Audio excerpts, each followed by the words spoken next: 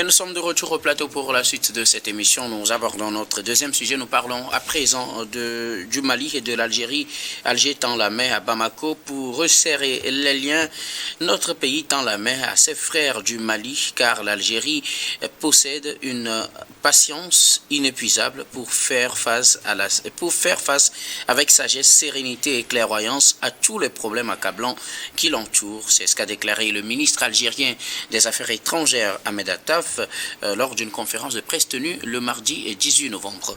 Le mardi dernier, donc, le ministre algérien des Affaires étrangères a d'une certaine manière changé de discours et d'approche à l'égard du Mali. On sait que les relations se sont tendues entre le Mali et l'Algérie depuis plusieurs mois ou années maintenant, avec la question des séparatistes du Nord Mali et le traitement qui leur est réservé de la part du pouvoir de Bamako, ce qui a poussé d'ailleurs à la dénonciation de l'accord d'Alger, accord d'Alger signé en 2015 sous le justement de l'Algérie afin de trouver une solution à la question séparatiste du Nord Mali. L'Algérie veut resserrer les liens avec son voisin du Sud. Nous en parlons avec nos invités. Je commence par vous, Louis Kamako. Est-on en train d'assister à un changement de discours aussi là entre l'Algérie et le Mali, ou plutôt une simple volonté manifestée et qui ne trouvera pas un écho favorable au regard du contexte? Le ministre algérien des Affaires étrangères tend quand même la main au Mali. Non, mais je pense que sur ce sujet-là, on ne devait pas aller trop vite en besogne, pas de conclusion active. Dire que ce ne sont que des simples discours, je pense qu'on se ferait taper sur les doigts si on commence déjà par l'affirmer. Mais ce qu'il faut retenir, c'est que... Ça fait presque une semaine maintenant. Oui, ça fait presque une semaine. Il va falloir justement mettre les choses en place pour pouvoir que cette parole, ce discours-là va se traduire dans les faits. Mais ce qu'il faut retenir, c'est que c'est un rapprochement dicté par la situation géopolitique entre Mali et l'Algérie, parce que les deux pays partagent une longue frontière et assez d'histoire commune, vous le savez très bien, et que on est tous d'accord, parce qu'on l'a dit à plusieurs reprises ici, que la situation sécuritaire au Mali a des incidents ou bien des répercussions sur la situation sécuritaire en Algérie. Donc je crois qu'aujourd'hui l'Algérie a justement compris que tant que la case justement du Mali est en train de brûler, c'est également sa case qui est également en danger. Donc c'est un État aujourd'hui qui est en train de retrouver la raison, parce que vous l'avez dit tout à l'heure que les relations demeurent tendues entre les deux pays. On a suivi récemment cette passe d'âme-là entre les deux chefs d'État ou bien entre les dirigeants des deux pays. Et donc, à un moment donné, quand c'est comme ça ne profite qu'à l'ennemi, parce qu'on a dit tout à l'heure que c'est presque la même situation entre les deux pays. Donc, vous voyez aujourd'hui un pays comme l'Algérie qui a compris que tant qu'ils sont divisés, l'ennemi continue justement par s'infiltrer et par gagner du terrain. Donc vous allez comprendre que depuis très longtemps, l'Algérie a joué un rôle central, a joué un rôle prépondérant dans la maîtrise ou bien dans la stabilité dans le Sahara.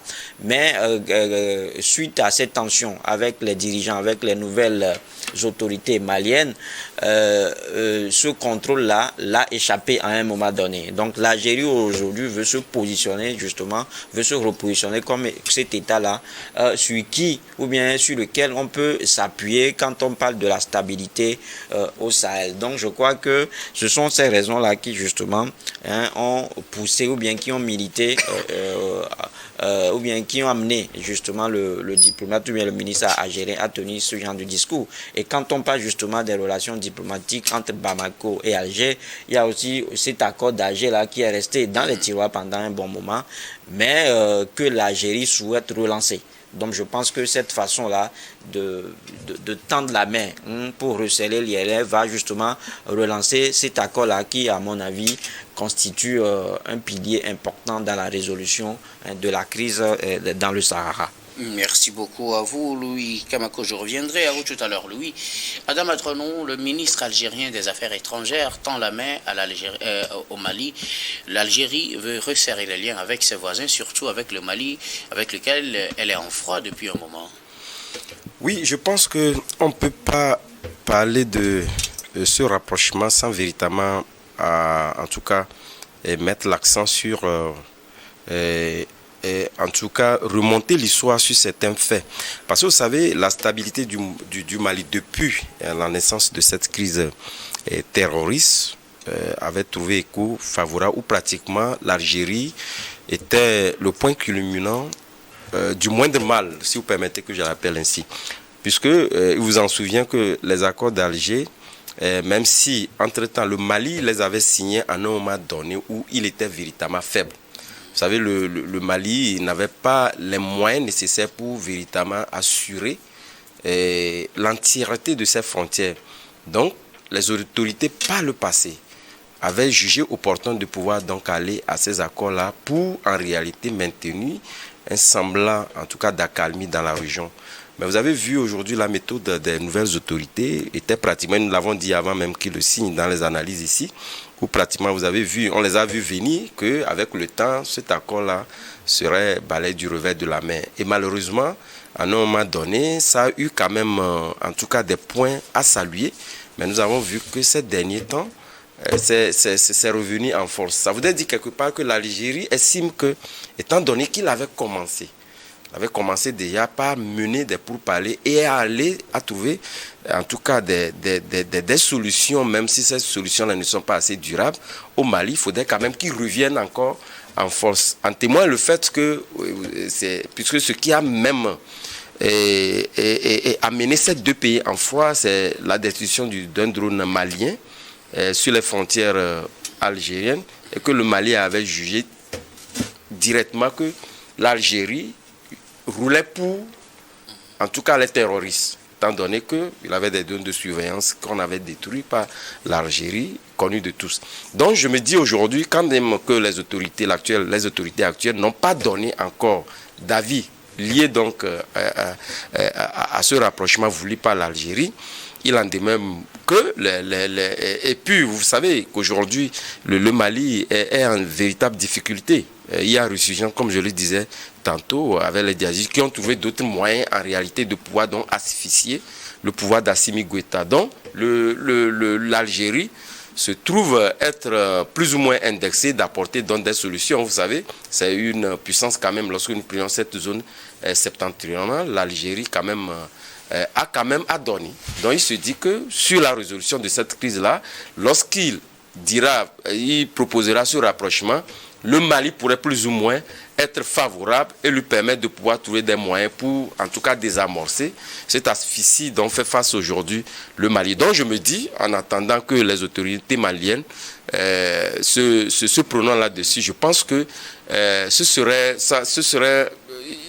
le Mali serait quand même favorable à cela, étant donné de toutes les façons, il n'a pas d'intérêt à être en froid avec des pays frontaliers pour véritablement donc assurer. Mais je pense que ce serait un discours assez mesuré pour voir dans quelle mesure ce rapprochement, étudier ce rapprochement davantage, voir quelles peuvent être les attentes ou les objectifs de l'Algérie, et avant même de pouvoir donc se prononcer. C'est ce qui fait tarder depuis une semaine d'ailleurs, mais que cette annonce a été faite.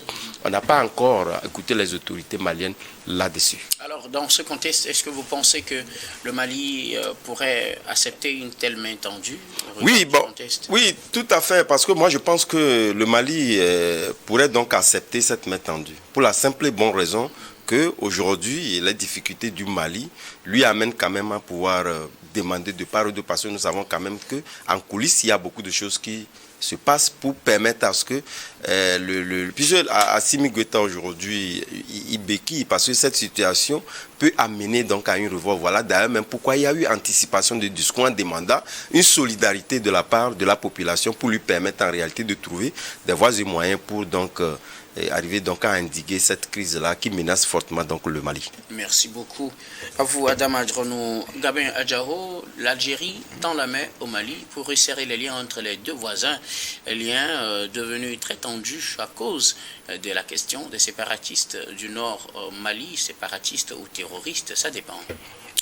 Oui, quand même on peut dire que c'est une bonne nouvelle maintenant, que les relations vont se normaliser entre les deux pays, c'est ce qu'on espère, parce que des pays frontaliers qui sont en conflit, ça ne permettra qu'aux terroristes et rebelles là, de pouvoir mieux s'implanter sur le territoire, de part et d'autre d'ailleurs. Et bon, moi, cette histoire-là, depuis le début de cette année 2025, il y a eu tellement de tensions entre le Mali et l'Algérie, notamment avec cette histoire de drones abattus. Et après, il y a eu aussi la fermeture de l'espace aérien algérien aux Maliens et tout ça. Donc, c'est beaucoup de choses qui se sont passées. Donc, je pense que l'Algérie aujourd'hui est en train de se raviser et de savoir qu'elle a commis une grave erreur en opposant un certain nombre de choses au Mali, parce que vous partagez la même frontière avec le Mali, vous pensez que ça n'arrive qu'aux autres, et donc c'est juste le Mali qui va subir les affres des terroristes et tout. Mais à un moment donné, vous savez que bon, si ils finissent avec le Mali, ils vont vous attaquer aussi. C'est un peu ça. C'est un couteau à double tranchant. Donc aujourd'hui, l'Algérie est en train d'essayer de se raviser, de se rattraper par rapport à tout ce qu'il a eu à faire, à tout ce qu'elle a eu à faire au Mali. Mais il faut pas oublier aussi, c'est l'intérêt de l'Algérie aussi, l'intérêt géostratégique surtout de l'Algérie qui est en vogue, parce qu'aujourd'hui, s'ils n'ont pas de bonnes relations avec le Mali, ça sera très difficile d'arriver à contrôler les frontières, et aussi très difficile d'arriver à savoir ce qui se passe au Mali, parce que beaucoup de personnes imaginent que l'Algérie a une certaine hégémonie dans cette région-là, et donc pour arriver à avoir la même mise pratiquement sur cette région, il faut tout contrôler et être très proche de tous ces pays. Donc aujourd'hui, être à une certaine distance du Mali ne permet pas véritablement à l'Algérie de protéger premièrement ses frontières, et aussi de savoir ce qui se passe au Mali, et d'arriver à prendre quand même à contre-pied ces terroristes-là, ou bien ces rebelles. La plupart du temps, on leur reproche aussi que bon, les rebelles ou bien les terroristes, après avoir frappé au Mali, se réfugient de l'autre côté de la frontière, c'est-à-dire au niveau de l'Algérie. Donc aujourd'hui, c'est vrai, ce serait très bien de tendre la main, mais à quel degré de sincérité? C'est là aussi la question qu'il faut se poser. Et donc les Maliens aujourd'hui, ils vont se dire, bon, voilà, il y a des choses à examiner. Et premièrement, il va falloir commencer par poser des pas, de véritables pas, en ouvrant l'espace aérien aux Maliens, en retirant la plainte au niveau de la CIJ. C'est beaucoup de choses que l'Algérie doit faire aujourd'hui pour prouver leur niveau de sincérité aux Maliens. Je l'ai déjà dit dans le cadre du Gabon, que les pays n'ont pas d'amis, n'ont que d'intérêts. Si l'Algérie aujourd'hui se tourne vers le Mali, ce n'est pas pour les beaux yeux du Mali, ou bien c'est pas parce que bon, ils sont de très bons amis. C'est pour aussi préserver ses intérêts sécuritaires. Et donc, l'Algérie aujourd'hui est en mesure de faire la courbette, ou bien de faire des pieds et des mains au niveau du Mali, pour arriver quand même à s'entendre, du moins avec le Mali, à arriver à entretenir de nouvelles relations diplomatiques entre les deux pays, pour permettre à l'Algérie d'arriver quand même à sécuriser ses frontières, et aussi à prendre à contre-pied les stratégies élaborées par les terroristes ou bien les rebelles. Alors, Louis Kamako, on sait que le dégel a provoqué d'ailleurs un appel des ambassadeurs des deux pays. De façon réciproque, le courant passe difficilement entre Alger et Bamako, mais quand c'est un ministre des Affaires étrangères qui fait cette déclaration, quelle importance cela revêt-il? Non, ça veut dire que cela a une importance capitale, parce que ça vient justement du diplomate, celui-là qui est en contact avec les pays frères. Et donc ça veut dire que déjà il y a un travail qui a été fait en amont, mais quand vous voyez bien, je crois que Gabel a dit, et je pense que c'est une boutade qui cadre parfaitement avec ce que nous disons, et que les pays n'ont pas d'amis, ils n'ont que des relations d'intérêt. Donc c'est en cela que ça devient intéressant, parce que quand vous voyez bien derrière tout ça, c'est vrai que tout à l'heure j'ai essayé en fait d'évoquer tout petit peu la bonne foi en fait des autorités algériennes, mais quand vous voyez, je pense que c'est une manœuvre qui vise à consolider la position algérienne dans le Sahel. Ça, je l'ai dit tout à l'heure. Donc, je crois que aujourd'hui, l'Algérie veut se positionner toujours comme le patron quand on parle de la sécurité dans le Sahel, tout qu'il a déjà été accrédité, ou bien il a été déjà bonifié par certaines institutions diplomatiques, à l'instar du PNUD et de l'Union européenne. Donc aujourd'hui, il veut justement maintenir ce statut-là. Il veut toujours, le pays veut toujours s'exprimer en patron, c'est-à-dire sur les questions sécuritaires dans le Sahel. Donc je crois que c'est à cela et que ça devient un peu méfiant. C'est en cela que les autorités maliennes en fait n'accordent pas tellement du crédit à ce qui est dit. C'est en cela que les autorités doute un peu de la sincérité de la part de l'Algérie, parce que on a vu, ce sont des relations qui se sont détériorées pendant des années. Il y a toujours ce simulacre d'accord qui a existé entre les deux pays. On a parlé de l'accord d'Algérie, et donc je crois que aujourd'hui les autorités maliennes doutent justement de la bonne foi, de la sincérité de la part de l'Algérie. Est-ce la raison pour laquelle elles n'ont pas réagi à ce message? Justement, parce que je crois qu'ils sont en train justement de continuer par instiguer, ils sont en train justement de mûrir, justement de porter des réflexions sur ces propos, ou bien sur cette demande en fait de reprise de relations diplomatiques. Donc je crois que ce qu'on a souvent dit, ou bien ce à quoi on pense que ou bien ce qu'on a souvent reproché en fait à l'Algérie, c'est cette façon-là de ne pas demander, ou bien de ne pas favoriser un accord bilatéral entre les deux pays, qui va permettre peut-être aux autorités maliennes en fait, ou bien qui va permettre aux deux armées, l'armée algérienne et l'armée malienne en fait, de mener ce qu'on appelle des patrouilles communes en fait. Souvent, quand dans des situations pareilles, je pense que c'est le vocable qui revient, il faut des patrouilles communes entre les deux pays, c'est-à-dire que permettre en fait aux autorités, ou bien à l'armée malienne d'aller chercher les terroristes dès qu'ils verront qu'ils se sont réfugiés, ou bien dès qu'ils verront qu'ils ont fui le territoire malien pour justement aller se réfugier en Algérie. Je crois que c'est le procès qu'on a souvent fait à l'Algérie. Donc, pourquoi pour moi, sa sincérité. On lui reproche surtout aussi de soutenir les groupes terroristes dans le nord Mali. Justement, parce que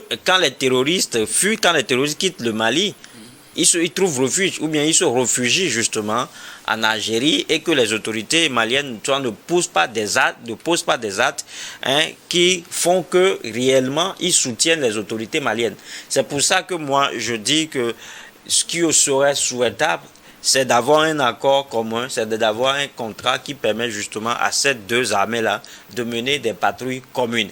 Donc je crois que si l'Algérie arrive justement à poser, ou bien à faire une telle démarche, on va commencer par apprécier sa crédibilité, sa sincérité en fait dans sa façon de soutenir en fait le Mali dans cette crise-là. Mais quand cela ne tient, je pense que si cette reprise diplomatique s'avérait, ça va profiter à tous les pays, ça va permettre en fait à l'Algérie en fait de sauvegarder, ou bien de sécuriser sa frontière, ça va permettre également au Mali même de diversifier ses partenaires à un moment où le pays s'est éloigné avec ses partenaires traditionnels. Ça va également permettre aujourd'hui au Mali de bénéficier du poids diplomatique algérien, notamment l'ONU et l'Union européenne, je l'ai dit tout à l'heure. Donc je pense que c'est une relation, si la relation reprend, ça va permettre également au Mali de relancer ses coopérations économiques et sécuritaires avec l'Algérie. Alors, Adam Ajronou, l'Algérie, en faisant cette proposition, pourra-t-elle ramener le Mali à la confiance et peut-être permettre de résorber cette crise-là qui secoue le nord du Mali, mais aussi les autres pays du Sahel, parce qu'on sait que, vous l'avez signalé, ça fait pratiquement une semaine que la main a été tendue, mais pour le moment, on n'a pas encore de réaction officielle. Est-ce à dire qu'on se méfie, ou plutôt qu'on réfléchit aux voies et moyens à mettre en œuvre pour pouvoir atteindre l'objectif final dans ce propos du ministre algérien des Affaires étrangères? Bon, ce serait très difficile tout à l'heure de pouvoir le déduire, mais permettez d'abord que je revienne en réalité sur la personnalité de la personne qui a quand même tenu ce discours-là, notamment le ministre des Affaires étrangères. Ça voudrait dire d'abord que c'est un discours assez structuré, et puis quand ça passe par le canal diplomatique, ça voudrait dire quand même qu'il y aura une sorte de formalisme pour véritablement donc soumettre. Et qu'il y a un travail qui serait déjà tout à fait en train d'être fait, ou qui serait déjà en train d'être finalisé. Parce que ça voudrait dire qu'il annonce, mais ce serait fait en termes factuels. C'est-à-dire qu'en amont déjà, il y aurait eu des échanges. Tout à fait. Puis c'est le ministre des Affaires étrangères qui l'a porté. Ce n'est pas un internaute ou pratiquement un ministre dont le canal n'est pas adéquat pour pouvoir véritablement donc porter ce discours-là. Mais au même moment, le retard du Mali à pouvoir donc répondre à l'Algérie ne serait défini au prorata ou à l'aune en réalité d'une sorte de méfiance. Parce qu'on sait, le Mali a toujours répondu, même à des discours vus sur les réseaux sociaux. Et ça, on n'apprend personne rien. Le Mali a toujours répondu lorsque il se trouve être indexé dans un discours qui va à l'encontre de sa politique. Il réagit. Nous savons le ministre de l'actuel Premier ministre qui était en tant que le ministre de l'administration le faisait de temps en temps. Donc ça voudrait dire ici, avec un partenaire qui en réalité est un partenaire stratégique pour la paix. Et permettez-moi que je revienne en réalité sur cette question de les États n'ont que d'amis. Ici, lorsque nous parlons du terrorisme, je pense que ce sont des intérêts assez partagés. Et tout le monde le sait que sans cette coopération entre les pays, aucun pays en lui seul ne peut arriver donc à résoudre ce problème de terrorisme. Vous encouragez le Mali à répondre à la méthode. Mais naturellement, puisqu'aujourd'hui le Mali est dans l'obligation de pouvoir donc répondre parce que quelque part, il vaut mieux avoir des discussions que carrément de rompre les discussions dans l'arrière-plan, d'accuser le pays d'abriter dans des terroristes qui reviendraient. Lorsque vous avez des discussions, vous aurez quand même des termes clairs. À des termes clairs, définir ce que vous voulez pour que la paix revienne aussi bien en Algérie qu'au Mali, puisque l'Algérie, je le disais, avec ce drone-là qui avait poussé le clou loin, l'Algérie disait qu'en réalité, il avait donné des motifs qu'en réalité, il accusait aussi le Mali de pouvoir peut-être, en tout cas pas peut-être, il a dit clairement de pouvoir donc mener son territoire, oui. Et qui menaçait en réalité la sécurité. Personne ne peut dire le contraire. Même si l'Algérie aujourd'hui, nous savons qu'en termes de puissance militaire, il a quand même des moyens pour sécuriser en réalité ses frontières, plus ou moins, en tout cas en état actuel des choses, plus que le Mali. Mais quelque part, il a besoin quand même de l'Algérie et en des termes clairs, pouvoir peut-être ne pas aller à un accord d'Alger bis, mais pouvoir définir clairement les termes qui puissent permettre au Mali de voir clair dans cette question d'abriter donc des terroristes, etc. dans ce territoire. Alors, Gabin Adjaro, vous voulez dire quelque chose, mais après Gabin, si vous permettez, Gabin Adjaro, y a-t-il des chances que cette main tendue soit acceptée par Bamako, et puis peut-on lire une certaine sincérité derrière cette main tendue à travers une conférence de presse organisée par un ministre des Affaires étrangères?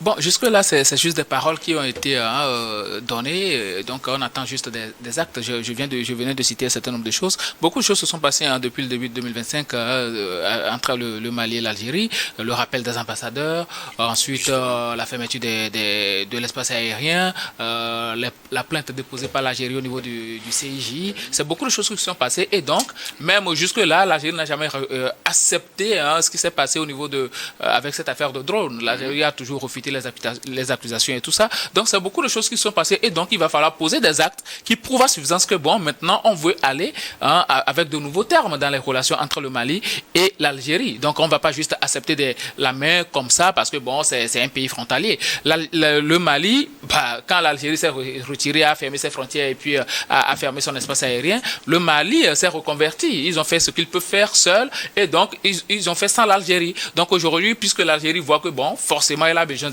du Mali, elle veut s'approcher et donc les deux pays ne doivent même pas être en froid dans les normes.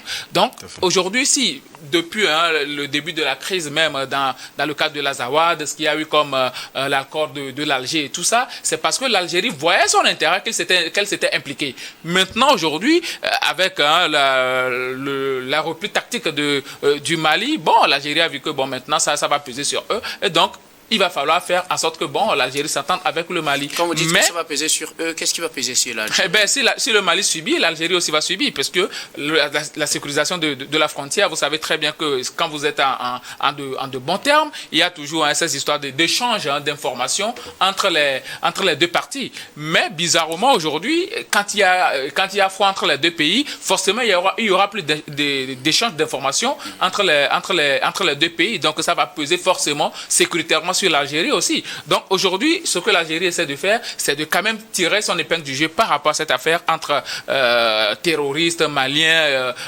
les rebelles de l'Azawad et tout ça. Donc pour moi aujourd'hui, c'est bien d'accepter la main tendue par l'Algérie, mais il ne faut pas juste accepter comme ça. Il faut que l'Algérie pose véritablement des actes qui encouragent le Mali à accepter cette main tendue-là. Merci beaucoup, Louis. Vous vouliez ajouter quelque chose? C'est presque la même chose. Gabel a dit, c'est pas parce qu'on est en crise, c'est pas parce qu'on est en situation difficile qu'on doit tendre la main à tout le monde.